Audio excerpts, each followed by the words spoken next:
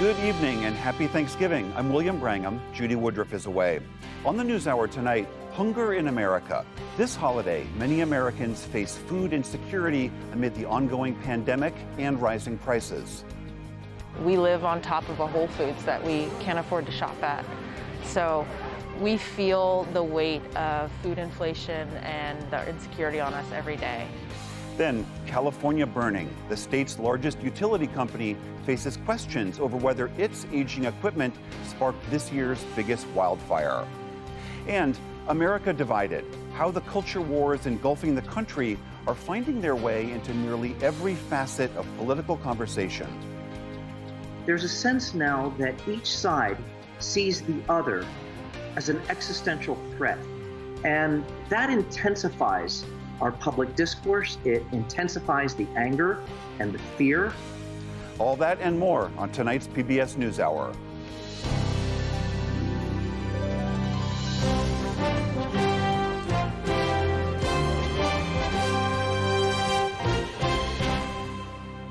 Major funding for the PBS NewsHour has been provided by Fidelity dedicated advisors are here to help you create a wealth plan.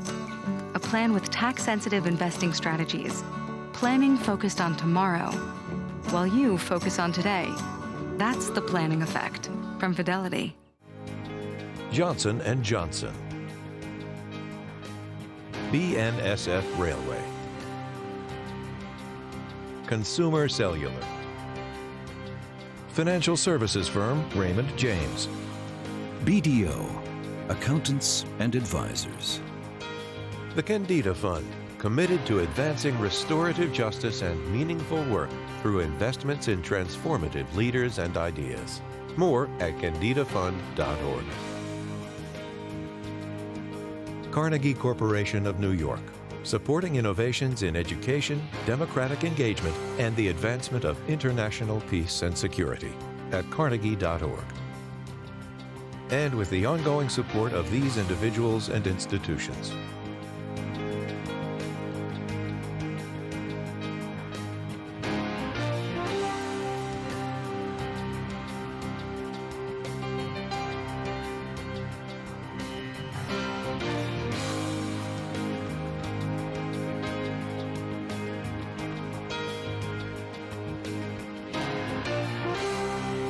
This program was made possible by the Corporation for Public Broadcasting and by contributions to your PBS station from viewers like you. Thank you. Millions of Americans have celebrated this Thanksgiving Day with a return to traditions. This after the pandemic pause of last year, but with infections rising once again. In New York this morning, thousands gathered to watch giant balloons and marching bands in the Macy's Thanksgiving Day Parade. And in Nantucket, Massachusetts, President Biden and Mrs. Biden met with U.S. Coast Guard members and thanked them for their service. Elsewhere in the state, Native American activists held an annual day of mourning at Plymouth, where the Pilgrims first landed. They said it marks the disease and oppression inflicted on them by European settlers. The COVID surge across Europe raised new alarms today as Germany became the fifth European nation to pass 100,000 deaths from the virus. The Czech Republic declared a 30-day emergency, and France announced stricter mask mandates. Meanwhile, the European Commission warned against growing travel restrictions and called for all 27 EU members to observe the same rules about vaccinations. In today's recommendation, we are saying that anyone who has received a booster should be considered fully vaccinated. There is an obvious risk that differing approaches between countries could endanger confidence in the COVID certificate system and harm free movement in the Union. Europe now accounts for nearly 2/3 of new COVID infections globally, with around 1 million new cases reported every 2 days. Russia is insisting it had no involvement with the so-called Havana syndrome that's been affecting U.S. diplomats overseas. The Kremlin's denial followed a Washington Post report that CIA Director William Burns warned Moscow of potential consequences. U.S. officials and family members have reported unexplained brain injuries, hearing loss, and other ailments, with the first starting in Havana, Cuba, back in 2016. A fire inside a coal mine in Russian Siberia triggered a major tragedy today. The TASS news agency reports 52 people were killed. Emergency crews arrived in snowy conditions to try to reach those trapped underground, but 3 of the rescuers died and operations were halted. There was no word on the cause of the fire. In Sudan, thousands of protesters marched today, renewing their demands for a full civilian government. They rallied in Khartoum, opposing a deal with military leaders that let Prime Minister Abdallah Hamdok return to office. Instead, they demanded a complete end to military rule.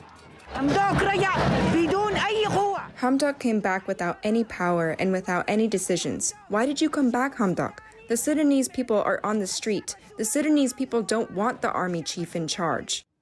The armed forces staged a coup in October, but top generals have promised new elections. And Australia is sending troops and diplomats to the Solomon Islands amid violent protests there. 2 days of unrest have rocked the island's capital city, about 1,000 miles northeast of Australia. Demonstrators burned Chinese-owned stores amid criticism of their nation's closer ties with Beijing. They also breached the National Parliament building. Australian forces say they'll help guard key sites, but their mission is limited. Our purpose here is to provide stability and security to enable the normal constitutional processes within the Solomon Islands to be able to deal with the various issues that have arisen. It is not the Australian government's intention in any way to intervene in the internal affairs of the Solomon Islands. The 2 countries have a security treaty, and Australian forces helped restore peace in the Solomons after ethnic violence from 2003 to 2017. Still to come on the NewsHour, a look at the origins of the fraught state of American politics. The former head of Saudi intelligence discusses his country's decades-long involvement in Afghanistan. A new exhibit displays a collection of Titian paintings not seen together in hundreds of years, plus much more.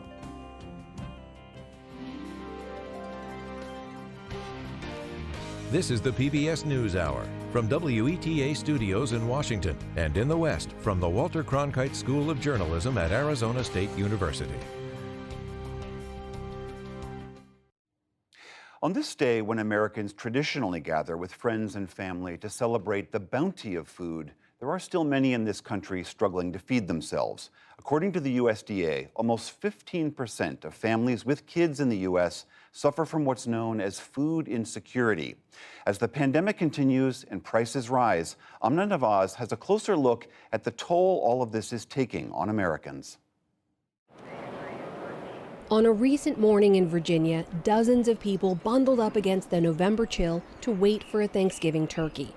The line at the Arlington Food Assistance Center was orderly and socially distanced, and in the middle was Cynthia Anthony, a 73-year-old grappling with how to make ends meet. She moved through the line, Thank you, dear. checked in, You too. greeted volunteers she's come to know over the past year she's been a regular visitor, and collected her food items. My food stamps is not enough to hold me throughout the month. $20 in food stamps don't get you nothing, and that's what I get. What did $20 in food stamp get you these days? A half a gallon of milk, a pack of hot dogs for $1.99, 1 loaf of bread. I might be able to get a dozen of eggs. If I don't, I get a half a dozen. That's where the $20 stop at. That's for a few days. I got 28 or 29 more days to go. Anthony is not alone. 55-year-old Anna Deming started coming here after she injured her wrist and couldn't work her hotel job anymore. Here, she's able to pick up the essentials. They give me tomato or some onion, potato. They say I don't have to buy. And then there's 23-year-old Jax Garnett, a military spouse and mom of 5 who's currently looking for work. We live on top of a Whole Foods that we can't afford to shop at. So we feel the weight of food inflation and the insecurity on us every day. A recent survey found that the pandemic made it harder for nearly 1 out of every 3 Americans to access food. And of those who responded that they had fewer financial resources, nearly half said they were eating less. You know, the minimum wage is still $7.25. So that really is impossible to live on. Charles Meng is the head of the Arlington Food Assistance Center. He says since the pandemic started, there's one group they've been seeing more of. The typical profile is really the working poor. That's the group that changes the most. We have seen an increase very significantly in that particular group. One reason, rising costs at grocery stores across the country. A dollar just doesn't go as far. A pound of ground beef is up nearly 18% over last year. Bacon is up 28%, eggs 29%. For low-income households, about a third of their total income is spent on food. So this makes it really difficult to have any margin right now for them to be able to feed their families. Katie Fitzgerald is the president of the nonprofit Feeding America that coordinates a network of 200 food banks nationwide. We're seeing, skyrocketing transportation costs, labor challenges at food banks, still challenged to get enough volunteers in, and then just the price of food itself is really pricing out some products that food banks otherwise would normally be procuring for their communities. At the Arlington Food Assistance Center, Director Charles Meng said they bought 2,400 turkeys to hand out ahead of Thanksgiving, but that came at a cost. Here we paid $1.05 per pound for turkeys. We're now paying almost $1.42 per pound. So there's been a tremendous increase in that cost. And if you're one of our clients, you see that cost in your daily grocery store bill.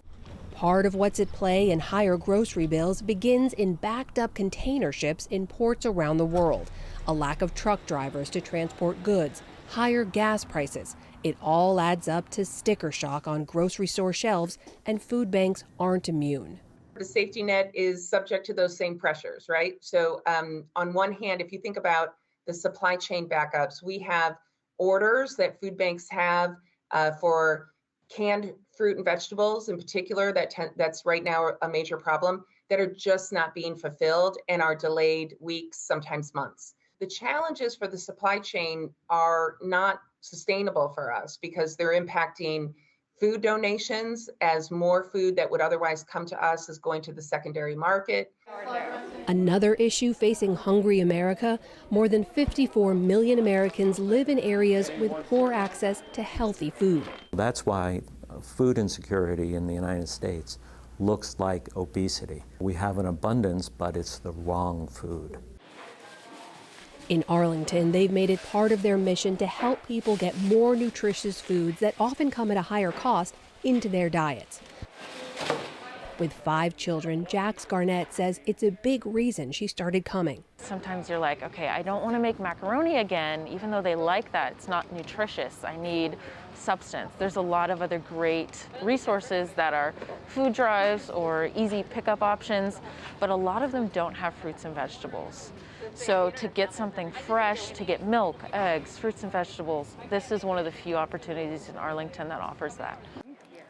And with a turkey in her backpack, Garnett headed off, better prepared to feed her family this Thanksgiving. For the PBS NewsHour, I'm Amna Nawaz in Arlington, Virginia.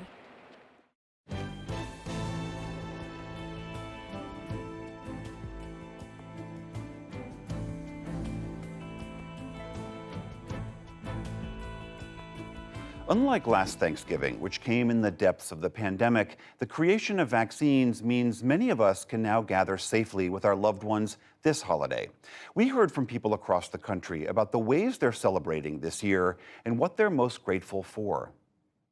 Hi, my name is Greg Tenner, and I live in Rockville, Maryland. I think this year, given everything that's happened during the pandemic, we want to take even the smallest things that give us joy and really realize how important they are to us. I'm Michelle Delgado. I'm from Aurora, Colorado. I'm grateful for the response from my family, how we've reached out to each other. My name is Jean Darnell, and I'm a middle school librarian in Pflugerville, Texas. I'm thankful to have a job. Last Thanksgiving, I didn't. I was out with COVID quarantine and whatnot. And so I am eternally grateful to be here in a library again, inspiring kids. I'm Kevin Reed from Seattle, Washington, and I'm thankful for shelter, food. I live in Seattle, so we have a lot of homeless around, and you're reminded constantly how fortunate you are just to have home and food. My name is Jessie Shapley. I'm 35. I live in Houston, Texas. This year, we're really looking forward to being together as a family now that my 5-year-old's vaccinated and we're all vaccinated. My name is Silvia Garcia Livelli. I live in Bethesda, Maryland. I think that we all have felt the stress of knowing how fragile life is and how important it is that we are not isolated entities. We are part of a group that shared responsibilities, shared support. My grandchildren have sent me artwork. My grandson, he and his mom traced his arms and his body on tissue paper and sent me a hug, which I still have hanging on my wall. When I go out in the morning and I could see the stars and the planets and the moon and everything, I'm just aware of being that we're all on this ball of rock in space. I'm just thankful for the life and everything that's on there, being a part of it and being on the cutting edge of billions of years of evolution. That's always kind of exciting. My plans this Thanksgiving is to get in the kitchen with my sons. I'm going to teach them what goes into their favorite dishes, whether it's sweet potato pie or bacon mac and cheese. Those, Mama, this is so good. How did you make recipe? I'm like, you're going to make it this Thanksgiving. I'm going to sit on a stool somewhere in the kitchen and supervise, delegate. I'm an only child, so it's going to be my mom, my dad, and I spending Thanksgiving just at their home. I love to cook. I order out a lot, but there's nothing like a home cooked meal. I am going to just breathe, be present, and be happy, and just enjoy the warmth of that comes from interaction from family and friends. I know my daughter's really looking forward to hugging my mom. They haven't seen each other in person for a little over a year. And I know we're all really excited for that. Just hugs, lots and lots of hugs again.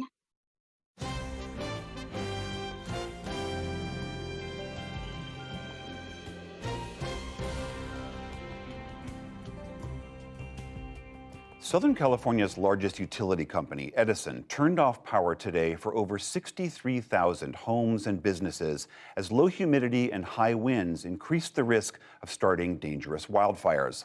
While that state is experiencing a record drought driven in part by climate change, the initial spark for many of these blazes often comes from utility equipment and their power lines. Fire investigators are now looking into whether another utility, PG&E, was behind the nation's largest fire so far this year. From KQED and the California newsroom, Lily Jamali reports how their findings could have ramifications for the victims of past fires caused by the utility. After 3 months, firefighters in California have contained the Dixie Fire, which this summer engulfed almost 1 million acres, an area bigger than Rhode Island. It's the second largest fire in California history and has left at least 1,000 people homeless. It may have been started by equipment belonging to California's largest utility, Pacific Gas and Electric. PG&E has been implicated in several devastating fires, including the deadly Camp Fire, which destroyed the town of Paradise in the Sierra Nevada foothills almost 3 years ago. It was sparked when this hook that kept a power line suspended snapped after a century of use, causing sparks to fly onto dry brush below. The company ultimately pleaded guilty to 84 counts of involuntary manslaughter for the residents who died in the Camp Fire. Last year, Bill Johnson, PG&E's then CEO, entered the company's pleas. I wish there was some way to take back what happened or to take away the impact, the pain that these people have suffered, but I know that can't be done. Among the tens of thousands of people who lost homes in that blaze is Terry Lindsay. Since the fire, she and her family have been crammed into one trailer after another. There were 5 people, 4 dogs, 2 guinea pigs, and a cat, all living in this motorhome. Terry escaped with her daughter Erica, who was just 7 when they fled for their lives. Erica still struggles to talk about what happened. She was really affected. She sees a campfire, little campfire in a pit. She gets scared of the smoke.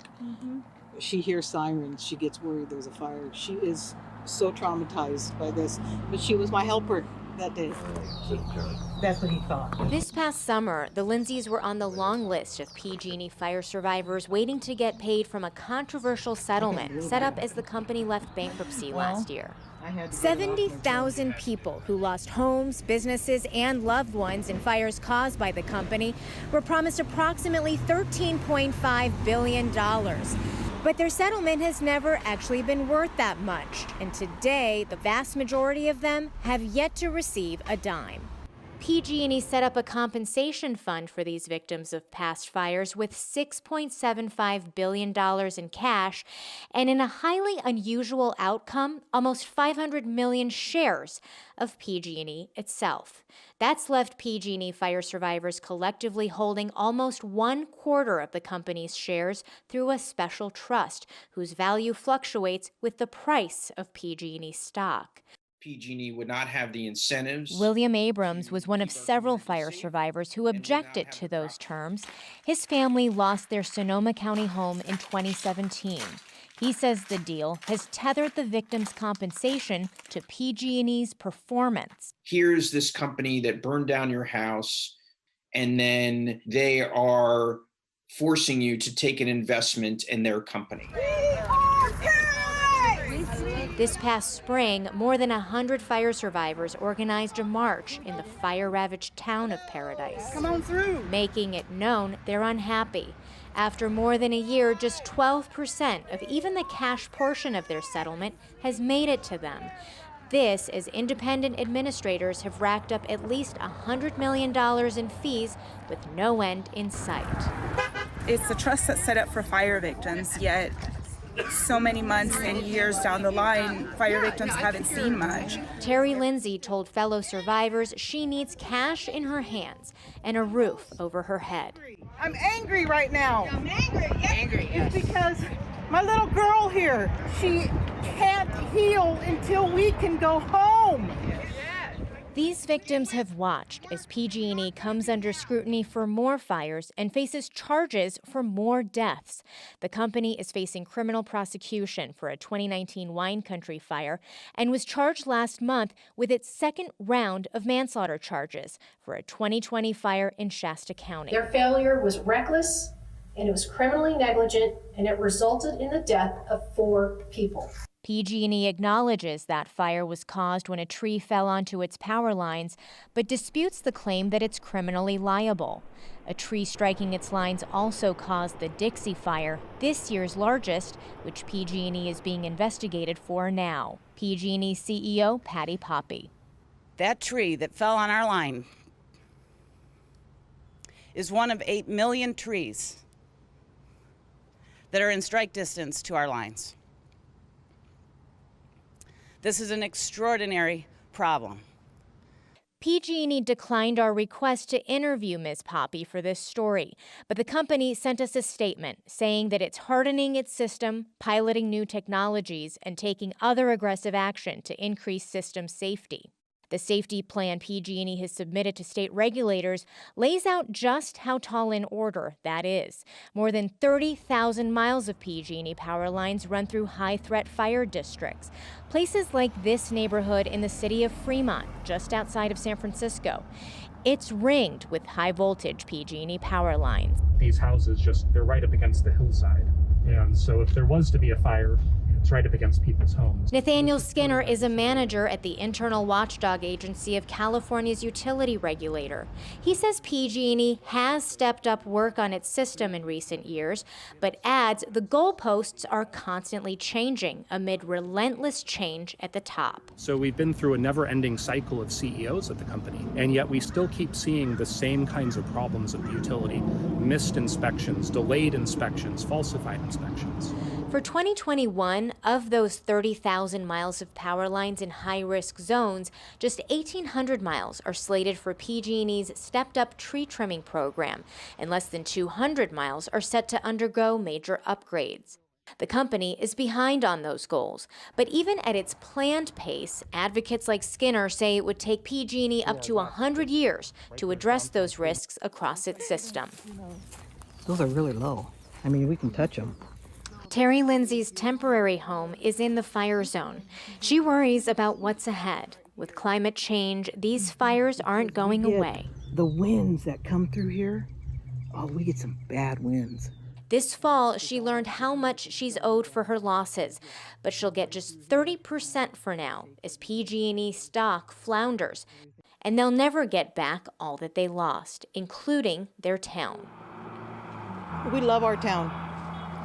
And to see all this, everything gone, ashes, all that stuff, it's not something I would wish on anybody.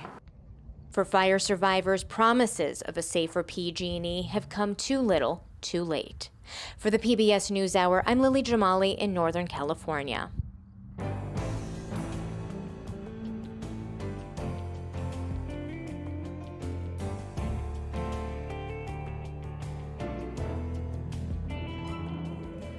Most families gather on Thanksgiving hoping that politics is not on the menu, and this year is certainly no different. Amna Nawaz is back with a look at why cultural and political polarization seems to be getting worse in this country and what might be done to lower the temperature just a bit. We're witnessing the newest evolution of the culture wars, a term first popularized nearly 30 years ago in a book by James Davison Hunter. He's also the executive director of the Institute for Advanced Studies in Culture at the University of Virginia, and he joins me now. James Davison Hunter, welcome to the NewsHour. Thank you for making the time. So it was 30 years ago you used this phrase, culture wars. You were trying to capture sort of the national divides and debates over issues like abortion rights and LGBTQ rights and the role of religion in schools. How have the culture wars from 30 years ago changed? What's different today? One of the most important differences is the ways in which the culture wars have now become class culture wars. Progressives tend to predominate in the upper middle class, highly educated professionals and managers, and traditionalists, conservatives tend to cluster in the middle, lower middle, and working classes. The class differences are highlighting real differences in life chances and opportunities, the horizons of the future that mean so much to everyday life. I guess definitionally, too, maybe I can ask you to help us understand how you look at the phrase, what culture wars even mean today, because it feels almost as if the term is applied reflexively to any issue that people disagree on that's not purely a matter of policy. You can talk about science or sports or education or anything, and it becomes a culture war issue. So how do you see it? So culture wars can be understood in two different ways. The main way in which people think about culture wars is in terms of the politics of culture. It's essentially about politics, but around cultural issues. So it's the politics of abortion. It's the politics of gay rights, lesbian rights. It's the politics of race and the like. The second way in which the culture wars plays out is in terms of the culture of politics. It's the symbolic environment within which politics and our democracy unfolds. This is the difference between weather and climate. They're related to each other, they feed on each other, but they're ultimately reinforcing the same kinds of divisions in our society. You've also written about and talked about this idea of fear of extinction being sort of a central issue in some of these culture war issues as well. And polls actually show messaging like that really resonates among the American public. In one recent poll, 52% of Americans agree with the statement, quote, "Today, America is in danger of losing its culture and identity." We have just seen the largest and most diverse nationwide calls for racial justice and people more willing to see and recognize the racist history of this country. I'm curious what role you think race plays in all of this. Well, my sense is that race is, for the most part, replacing abortion as the central issue of the culture war. Ever since the Roe v. Wade decision in 1973, abortion was really the main catalyst of conflict. Race was never really discussed as much through the 80s and 90s. It's now center stage. There's also, we should point out, a really deep divide, a partisan divide on that one issue of whether or not America is in danger of losing its culture and identity. It's a 50-point gap, a 50 percentage point gap between Republicans and Democrats. 80% of Republicans, we should say, agreed with that statement. Does that surprise you? It doesn't surprise me. I think that there's in a way, you can think about the interplay of our national motto of E pluribus unum.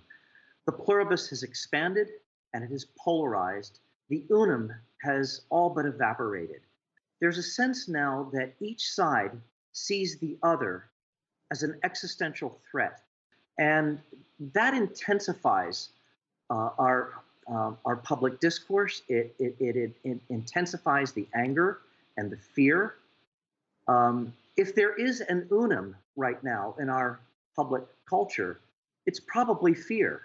It cuts across race, class, gender, the divide between conservatives and progressives.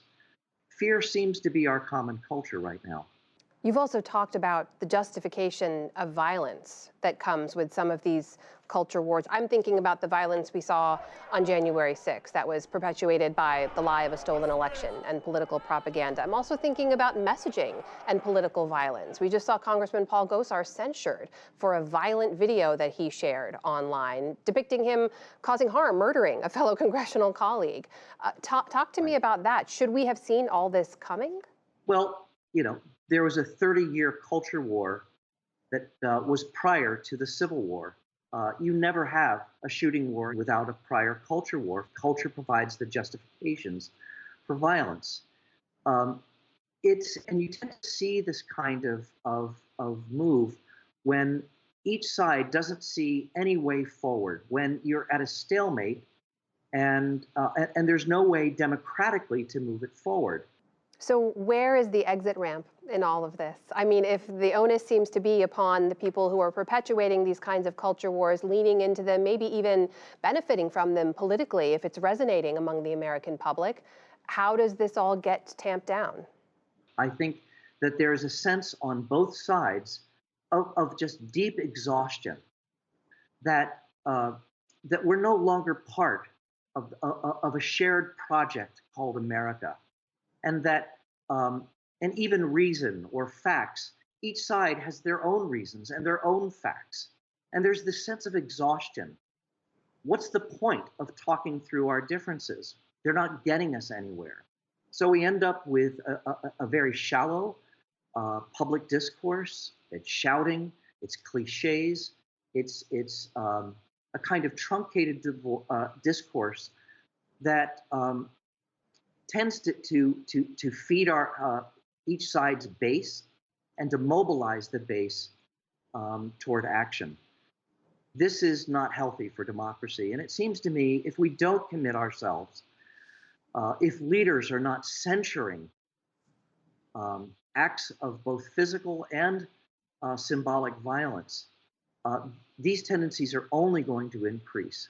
So it's a dangerous moment. And my sense is that unless we address this, we're going to be seeing more violence in the future.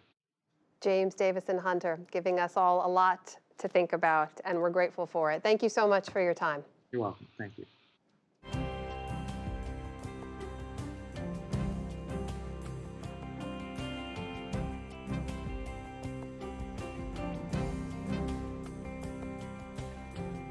It was the anger and fear seeping into American political culture that struck journalist and Pulitzer Prize-winning author Evan Osnos when he moved back to the United States in 2013. He'd been living and working abroad for 10 years, first in the Middle East and then in China.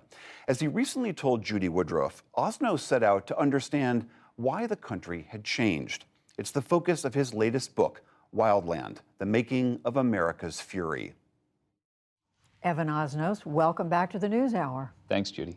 So the title of the book, Wildland, fitting in many ways that the country does feel that way, I think, right now to many of us. You went back for this book to 3 of the places you've lived. Clarksburg, West Virginia, where you worked as a beginning news reporter. Greenwich, Connecticut, where you spent time growing up. Chicago, where you worked. And you talked to hundreds of people to try to get a sense of the trajectory of their lives, how they're experiencing this. And what comes through is often the destructive forces at work out there. I'm thinking particularly that hedge fund manager in Greenwich. Yeah, well, one of the things that I was really struck by was the way that the things that were happening in one place were impacting the politics in another place to a degree I hadn't expected. Take Greenwich, for example, where I grew up. It had experienced huge growth in wealth in the early years of this century. The average CEO was making hundreds of times what the average frontline worker was. And when I went to West Virginia and I spoke to people about how they thought about the American system, a coal miner there said to me, he said, "Do you know any man who is worth 400 or 500 times other men?" He said, "I don't." And that sensation, that feeling of somehow things being off was deeply felt to a degree I don't think we appreciated. You give us the stories of these individual lives, but there's a lot of data in here to back it up. The discrepancy in wealth in this country, the role of money in politics. It gives the book a foundation, I think, so that you're reading human stories, but you're also learning a lot about this country. Well, there were statistics that staggered me, frankly. I mean, take, for example, the fact that if you live in McDowell County, West Virginia, if you're an adult male, your life expectancy there is 18 years less than your life expectancy over the border in Virginia, in Fairfax County. And the fact that these are two parts of one political community gives you a window into some of the underlying stresses that are pulling us apart. And there is the theme of politics that runs through this. And along the way, Donald Trump appears, runs for president, is elected, and of course, so much controversy around him. But you see the forces that he's bringing out in these communities and in the lives of the people you talk to. Yeah, in a way, I suppose I was writing about Trump before he was even on the scene. I didn't know it yet. I was writing about this rising sense of fury in American politics. And when he arrived, I thought I was writing a book about somebody who was never going to be president. He became president, and then I realized actually that was, in the end, the kind of confluence of all of these structural forces I'd been writing about. Politics, economics, technology, but ultimately it's also how we relate to one another as citizens. Do you think you came away, Evan Osnos, from all this reporting you've done, with a better understanding of why Donald Trump has the following that he has in this country? Yeah, I think in the end, I was struck by the fact that fundamentally Americans have broken faith with institutions at the core. I mean, it applies to universities and government and the law and politics. And that's a process of restoration that takes more than just 4 years to get back to it. It's not just enough to get rid of one president and to put another in place. As we're seeing right now, these divisions endure. And this is a generational project about restoring credibility by restoring opportunity to people, making them feel as if it's possible again to be heard and to make their way in this country. There are stories of people trying in their local communities to make a difference. So there are some uplifting tales here. But they're not the majority of the. In a way, I was really struck. I didn't go out looking for either successes or failures. What I was trying to do was document the country as it really feels to be here in this period. I mean, frankly, I was writing so that later my kids could read about what it was like to be in the United States at this period. And in a way, I came away encouraged by some things, some really impressive projects. To just name one, something as simple as taking kids from very segregated neighborhoods in Chicago, bringing them across town to another part of town and making them feel as if the whole city is theirs, that can transform their sense of themselves. And I came away quite encouraged by that. But is there enough of that kind of thing going on in our local communities, in our cities, across the country? There is this tension going on because there is a nationalized political conversation, and that grinds us down. I mean, there's an amazing fact, which is that Americans today have an easier time naming presidents and vice presidents than their own governors of their states. And it wasn't always that way. Historically, you used to know your local officials better than you knew national politics. So part of the lesson that I drew from this is it's time to reinvest in the places we know. I mean, reinvest in your local newspaper, in the institutions that actually connect you to your neighbors. Yeah, and I think, many people look at that and they say it's admirable, but is it going to be enough? But you're saying in the end, you have hope. I'm saying it's actually not hope, it's work. Like, we have work to do, but it's not as if it's mysterious. There's very definable reasons why we ended up in this mess.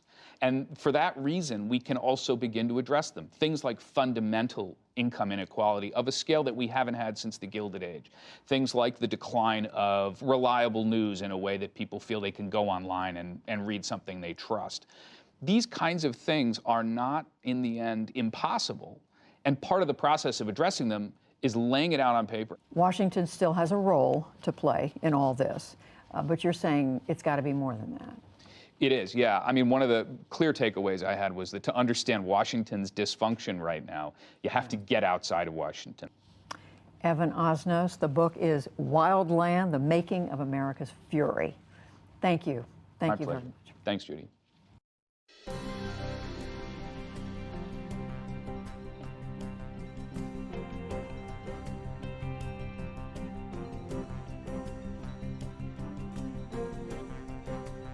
It's been 3 months since the U.S. withdrew forces from Afghanistan after 20 years of war.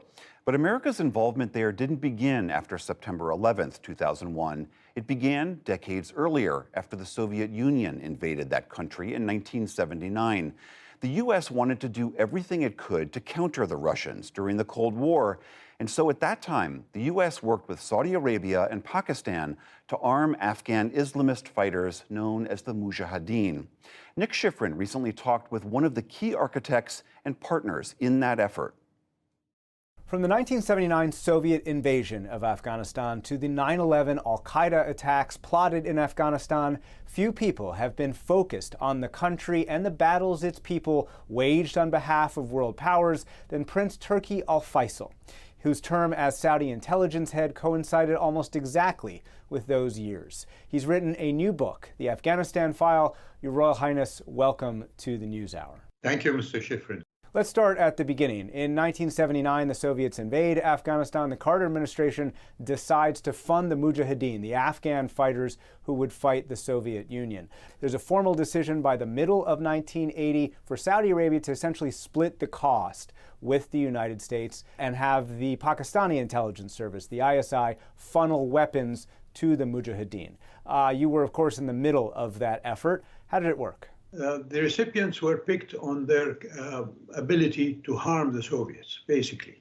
The Pakistanis and us and the Americans would sit together and see which one was more effective, reaching certain targets that were put for them. I would say that on the issue of Afghanistan, from 1979 until I left the intelligence department in 2001, there was, if you like, a good war, and then there was a bad war. The good war is when we got the Soviets out jointly. But once that happened, the United States basically, and the other countries in the world, turned their back on Afghanistan. And unfortunately, the Mujahideen that had worked so well together to get the Soviets out, they began to fight each other.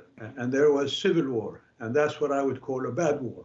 In retrospect, do you think if the international community had stayed focused on Afghanistan, the country could have looked different in the 1990s? I believe so, because remaining in a dysfunctional state, as it happened in the civil war that followed the Soviet withdrawal, allowed for all sorts of developments to take place, including the formation of Al-Qaeda. Its roots began in the late 80s in the refugee camps of Afghans in Pakistan, with bin Laden and Ayman al-Zawahiri, who is now the head of Al-Qaeda. But is it only what happened there? Saudi Arabia itself has been accused of basically sowing the seeds of Islamist radicalism. You write in the book, quote, "We simply tolerated Saudis to fight in Afghanistan if they wished, and we had never thought when we encouraged young men to go to Pakistan in the 1980s, it might change their political ideas." In retrospect, do you think that was naive? Well, it was naive. But during the Soviet invasion of Afghanistan, everybody supported the Mujahideen.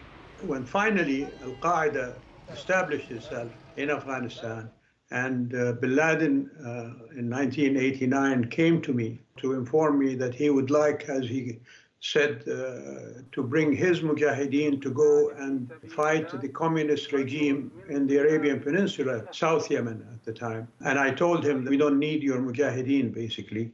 So don't call us, we'll call you. The same year, in 1990, the Iraqis invaded Kuwait, and bin Laden didn't come to me, but he went to another Saudi official.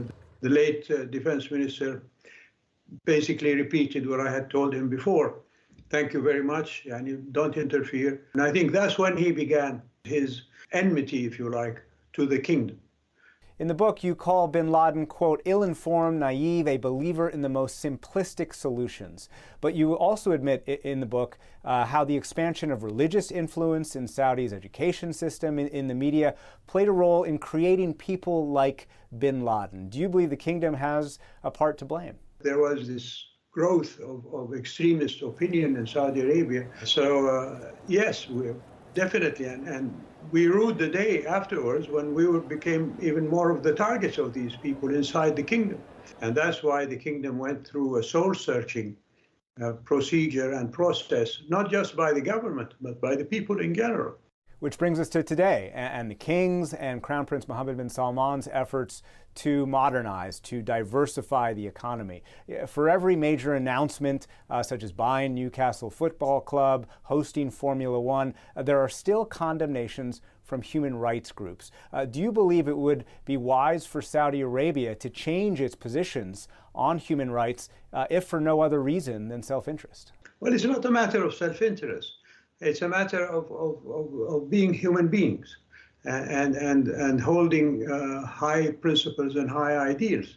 It is unacceptable for anybody, not just Saudi Arabia, to stay rigid on a course and not reform and evolve. And the kingdom has chosen evolution. And the kingdom is, I think, rightfully proud that it has managed in a very short time space to jump from, I would say, the 17th century until the 21st century in a period of 60 to 70 years. Saudi Arabia's critics say it's less a question of whether the kingdom is moving fast enough than the motivations, frankly, of Mohammed bin Salman himself to persecute his critics, not only Jamal Khashoggi, but also with widespread detentions inside the kingdom. You know, welcome to criticism, if it is fair. In every case that they mention about arrests and things like that, they are taken to court and in the court with sentences and with accusations and so on. The process is done, as happened with the killers of Jamal Khashoggi, who were identified and were brought to justice in the kingdom. Let's end by bringing this back to Afghanistan. In a speech in early November, you said that the U.S. withdrawal would lead U.S. allies to contemplate, quote, a future away from the Western dominant paradigm. Why? Well, if you can't depend on your friends, who can you depend on? I don't think there is anybody that can replace the United States with its military power, its economic power, and its diplomatic capabilities and so on. So we're not seeking to replace the United States. But definitely, I think we're seeking to have friends, more friends. We should not turn our back on Afghanistan. We should hold the Taliban to task to see that they perform on what they said that they will do.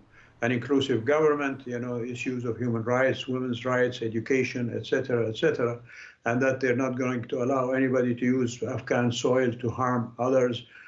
All these things have the Taliban have to account for.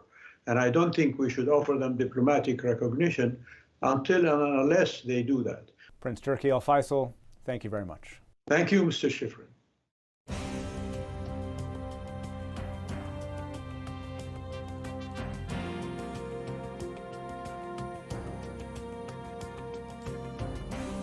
It's an exhibition many have called the art show of the year. It's a collection of masterworks by Titian, which have not been seen together in more than 400 years.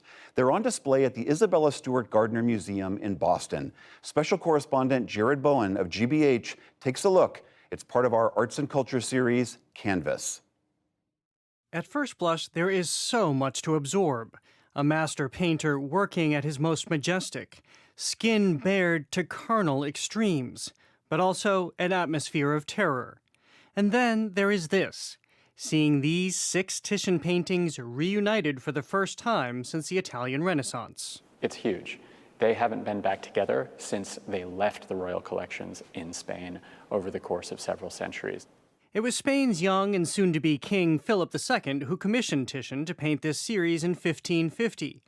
Hiring the Venetian painter was akin to landing Picasso as your interior designer, says curator Nathaniel Silver.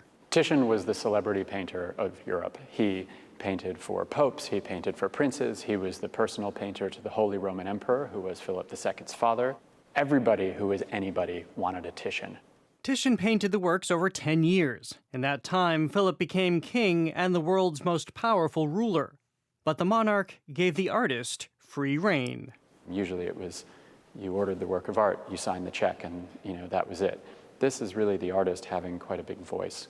The series depicts ancient mythological stories as written by the Roman poet Ovid, but Titian distilled the writer's epic text into jam-packed paintings teeming with symbols. Titian calls these paintings the poesie, and the word literally translates as painted poetries. He's putting his own stamp of originality on them. You could say that he's challenging the written word with the painted image. He's challenging the pen with the brush. They reflect on and telegraph a world of violence. In the painting Danae, the god Jupiter transforms himself into gold dust, descending on the nude princess to impregnate her. In Diana and Callisto, Jupiter is again a perpetrator, having assaulted one of the goddess Diana's nymphs. Diana is pointing her finger of judgment at Callisto, casting her out of her sacred spring. Callisto is lying here, and if you look carefully at her eyes, you see she's crying. The other nymphs around her are exposing her pregnant belly. And this is no less than the shaming of a rape victim by her peers. The whims of the gods leave so much of the fates of mortals out of the hands of mortals themselves. It's a hard painting. It's a very hard painting. And it's hard to reconcile the beauty of the way in which it's painted, of the fabulous palette that Titian uses, the incredible sunset behind it, with the horror of its subject. The works are metaphors for war and conquest and a world often consumed with violence. It's Titian offering commentary, while also working at the height of his career. He's a painter's painter. He's a virtuoso with the brush. He knows how to apply the minimum of paint to create a particular figure and get the most out of it pictorially. One of the things that I love about the installation at the Gardner is how intimately they converse with each other. Peggy Fogelman is the director of Boston's Gardner Museum, the last stop on what has been an international tour of the works, one stalled but not derailed by a global pandemic. It's not an easy undertaking, and took, a couple of years of negotiating, actually. The works remained in Philip's Madrid palace only for about 20 years before being scattered throughout Europe. But this one, titled The Rape of Europa, came to the U.S. 125 years ago by way of the museum's shrewd founder and collector, Isabella Stewart Gardner. Here, Jupiter appears again, as a bull this time, stealing away with the Princess Europa to Crete, where he impregnates her and she ultimately gives birth to the first of European civilization. It was Gardner's prized masterpiece, if not a fraught one. It made quite a splash when it came to Boston. She talks about men sort of bowing down before Europa and women averting their gaze. She was very much enamored of emotional responses to works of art. The purchase was so monumental, Gardner's friend, the writer Henry James, wondered if the Pope would sell her one of the Vatican rooms next. And she loved the painting enough to give it a singular space in her museum, built to resemble a Venetian palazzo. The Titian Gallery, she named the whole gallery after this painting. She was so enamored of it. And everything that's arranged on the wall and the colors in that fabric is really evocative of the painting. At the exhibition's end, Europa returns to the empty space on this wall. The other 5 paintings return to their European museums. But, says curator Nathaniel Silver, this once-in-a-lifetime reunion has made them more relevant than ever. We see horrifying things every day, and we're forced to reckon with these forces outside of our control. And that's exactly what Titian is forcing Philip to do. For the PBS NewsHour, I'm Jared Bowen in Boston. And that is the NewsHour for tonight. I'm William Brangham. Be sure to join us here again tomorrow evening. From all of us at the NewsHour, we have so much to be grateful for, and we're especially thankful for all of you for being a part of our NewsHour family. Thank you. Have a happy Thanksgiving. Good night. Major funding for the PBS NewsHour has been provided by... The landscape has changed, and not for the last time. The rules of business are being reinvented with a more flexible workforce, by embracing innovation, by looking not only at current opportunities, but ahead to future ones.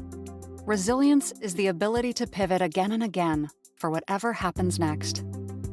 People who know BDO.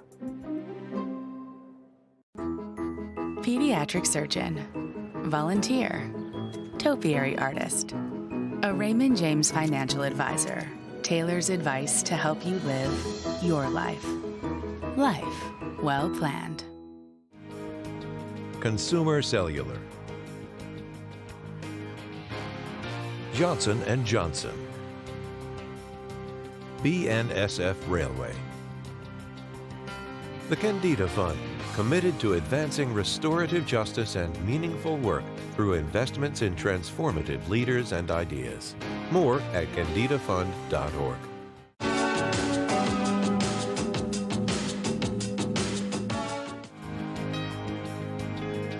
Supported by the John D. and Catherine T. MacArthur Foundation, committed to building a more just, verdant, and peaceful world. More information at macfound.org. And with the ongoing support of these institutions.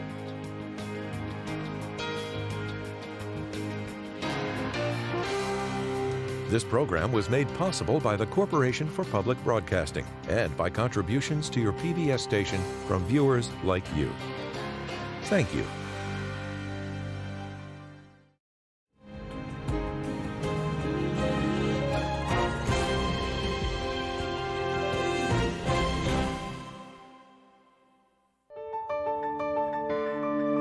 You're watching PBS.